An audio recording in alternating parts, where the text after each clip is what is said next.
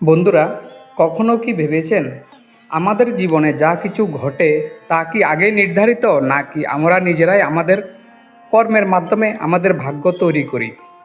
এই প্রশ্ন শুধু আপনার নয়, এই প্রশ্ন প্রতিটি মানুষের, যে জীবনে কখনো না কখনো দুঃখ, কষ্ট বা সংগ্রামের মুখোমুখি হয়েছে।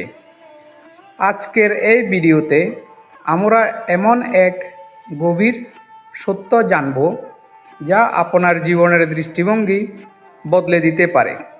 তাই অনুরোধ করছি, ভিডিওটি শেষ পর্যন্ত মনোযোগ দিয়ে দেখুন, কারণ অর্ধেক জ্ঞান সবসময় ক্ষতিকর। বন্ধুরা, আমাদের প্রাচীন শাস্ত্রগুলোর মধ্যে গরুর পুরাণ জীবন, মৃত্যু, কর্ম এবং ভাগ্যের গভীর রহস্য সম্পর্কে বিশদভাবে ব্যাখ্যা করে। এই শাস্ত্র আমাদের শেখায় মানুষের জীবনে যা কিছু ঘটে তা শুধুই বর্তমান জীবনের ফল নয়, বরং পূর্বজন্মের কর্মের ফলও। এই সত্যকে বোঝানোর জন্য একটি প্রাচীন কাহিনী প্রচলিত আছে। এক সময়ের কথা, অক্ষয়পুরী নামে একটি সমৃদ্ধ রাজ্য ছিল। সেই রাজ্যে রাজা ছিলেন রত্নধর। তিনি ছিলেন অত্যন্ত ন্যায়পরায়ণ ও ধর্মপ্রাণ শাসক। তার রাজ্যে কোনো কষ্ট ছিল না, প্রজারা সুখে শান্তিতে বসবাস করত। কিন্তু তার জীবনে একটি বড় অভাব ছিল। তিনি নিঃসন্তান ছিলেন। এই অভাব পূরণ করার জন্য রাজা ও রানী বহু বছর ধরে কঠোর তপস্যা করলেন। তারা সুখ স্বাচ্ছন্দ্য ত্যাগ করে শুধু একটাই প্রার্থনা করলেন, একটি সন্তানের আশীর্বাদ। তাদের এই আদম্য ভক্তি ও ত্যাগে সন্তুষ্ট হয়ে ভগবান শিব তাদের একটি সন্তানের বর দিলেন। কিছুদিন পরে রানী গর্ভবতী হলেন। সারা রাজ্যে আনন্দের বন্যা বয়ে গেল।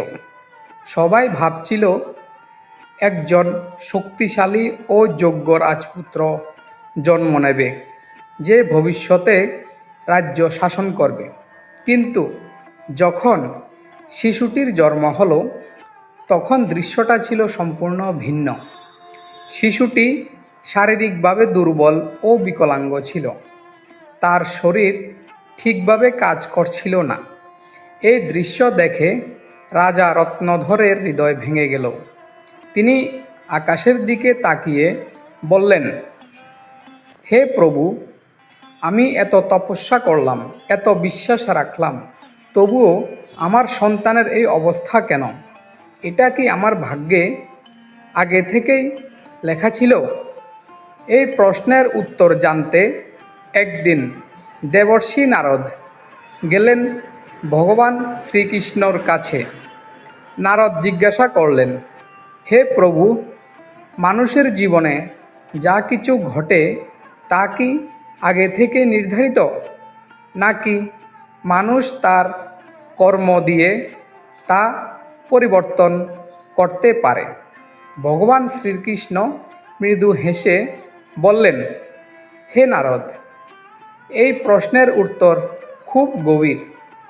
আমি তোমাকে একটি কাহিনীর মাধ্যমে বোঝাচ্ছি। তিনি বললেন, মানুষের জীবনে যা বিষয় আগে থেকে নির্ধারিত থাকে, যেমন জন্ম ও মৃত্যু, এগুলো কেউ পরিবর্তন করতে পারে না। কিন্তু জীবনের প্রতিটি ঘটনা সম্পূর্ণভাবে নির্ধারিত হয়। তিনি আরও বললেন, মানুষের পূর্বজন্মের কর্ম তার বর্তমান জীবনের পরিস্থিতি নির্ধারিত করে, কিন্তু বর্তমান জীবনের কর্ম তার ভবিষ্যৎ নির্ধারণ করে। অর্থাৎ ভাগ্য ও কর্ম একে অপরের সাথে গভীরভাবে যুক্ত।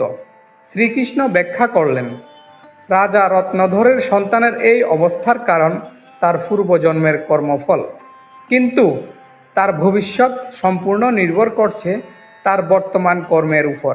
বন্ধুরা, এখানে সবচেয়ে বড় শিক্ষা লুকিয়ে আছে। ভাগ্য হয়তো আগে থেকেই লেখা থাকে, কিন্তু সেটাকে পরিবর্তন করার শক্তি আমাদের হাতেই থাকে। রাজা রত্নধর এই সত্য বুঝতে পারলেন। তিনি তার সন্তানকে কখনো দুর্বল ভাবলেন না, বরং তাকে সাহস, ধৈর্য এবং আত্মবিশ্বাস শেখালেন। শিশুটি বারবার পড়ে যেত, কিন্তু আবার উঠে দাঁড়াতো। সে নিজের সীমাবদ্ধতাকে কখনো বাধা হতে দেয়নি। সময়ের সাথে সাথে সেই দুর্বল শিশুটি এক সাহসী এবং শক্তিশালী যুবকে পরিণত হলো। তার পরিশ্রম, ধৈর্য এবং আত্মবিশ্বাস তাকে সমাজে সম্মান এনে দিল। সে প্রমাণ করে দিল, মানুষ চাইলে নিজের ভাগ্য নিজেই বদলাতে পারে। বন্ধুরা, এই কাহিনী আমাদের জীবনের জন্য 3টি গুরুত্বপূর্ণ শিক্ষা দেয়। প্রথম শিক্ষা, ধর্ম ও সত্যের পথে চলা। যে মানুষ সৎ পথে চলে তার জীবন ধীরে ধীরে উন্নতির দিকে এগিয়ে যায়। দ্বিতীয় শিক্ষা, পিতা মাতার সম্মান করা। মাতা পিতার আশীর্বাদ জীবনের সবচেয়ে বড় শক্তি। তৃতীয় শিক্ষা, অহংকার ত্যাগ করা। অহংকার মানুষকে ধ্বংসের পথে নিয়ে যায়। বন্ধুরা, জীবন আমাদের জন্য একটি অমূল্য সুযোগ। এই সুযোগকে সঠিকভাবে কাজে লাগাতে হবে। মনে রাখবেন, আপনার প্রতিটি কাজ আপনার ভবিষ্যৎ ঘটছে।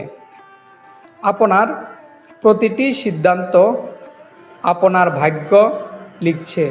তাই আজ ঠিক করুন, আপনি ভালো কাজ করবেন, সত্যের পথে চলবেন এবং কখনো হাল ছাড়বেন না। কারণ শেষ পর্যন্ত কর্মই মানুষের প্রকৃত পরিচয়। বন্ধুরা, যদি এই ভিডিওটি আপনার ভালো লেগে থাকে তাহলে লাইক দিন, কমেন্টে জয় শ্রীকৃষ্ণ লিখুন এবং আমাদের চ্যানেল সাবস্ক্রাইব করতে ভুলবেন না। শেষে শুধু এইটুকু বলবো, ভাগ্য লেখা থাকতে পারে, কিন্তু তাকে বদলানোর শক্তি আপনার ভেতরেই আছে। জয় শ্রীকৃষ্ণ। রাধে রাধে।